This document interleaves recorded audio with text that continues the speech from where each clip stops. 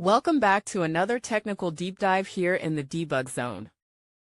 Today we're tackling a big question and breaking it down with insights from other users.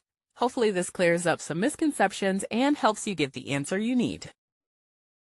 So buckle up, stay a little curious, and let's jump right in.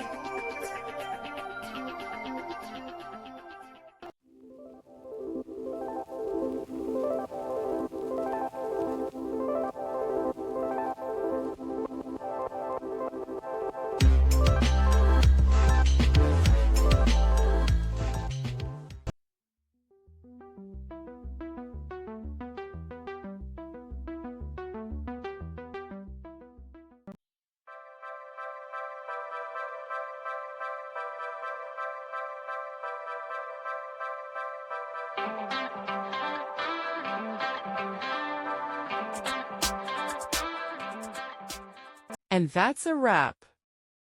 I hope you found the answer you were looking for. If you did, take a second to hit that subscribe button. It really helps out. And let me know in the comments which solution worked best for you. See you next time in the debug zone.